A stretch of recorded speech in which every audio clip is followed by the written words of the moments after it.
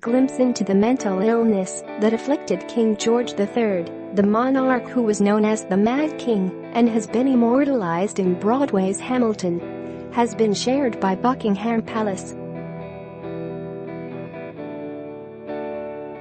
In the latest publication of the papers concerning King George III, who ruled from 1760 until 1820, medical records show how much the king was subject to intense monitoring of everything from his sleep, from 30-minute naps to a full 7 hours at night, to how he had to be placed into a straitjacket, or waistcoat as they called it in the 18th century.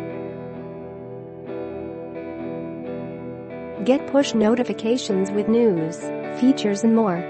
Following you'll get the latest updates on this topic in your browser notifications. It was even revealed that a reading of Shakespeare's King Lear was blamed for making the king agitated. The records are part of the Georgian Papers program, which is transforming access to over 350,000 papers in the Royal Archives and Royal Library of the King's life.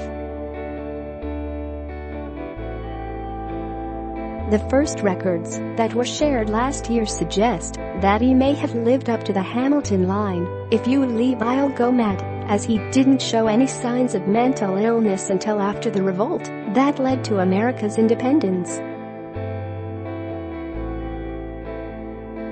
It is believed today that George would have been diagnosed with bipolar disorder.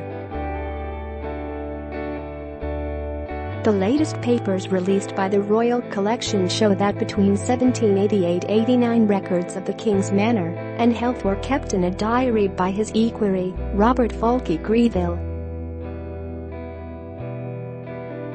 One entry in October 1788 notes that His Majesty had become more peevish than he used to be.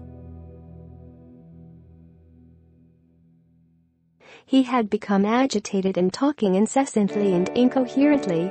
In the span of 2 months, physician drive.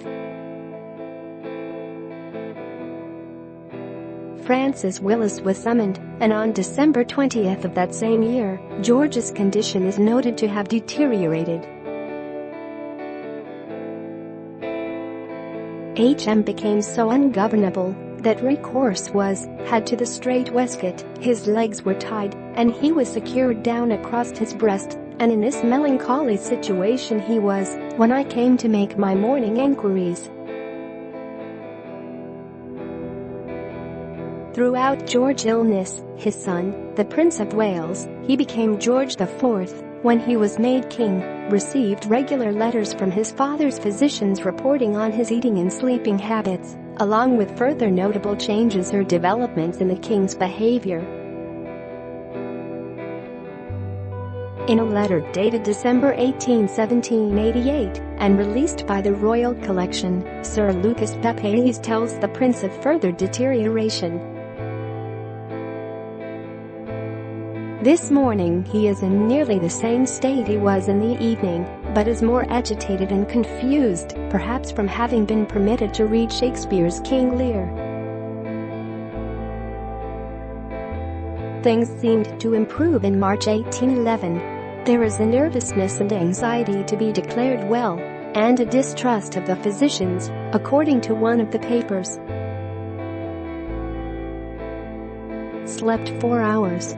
Occupied when awake in adjusting the bedclothes by rolling them down and up again.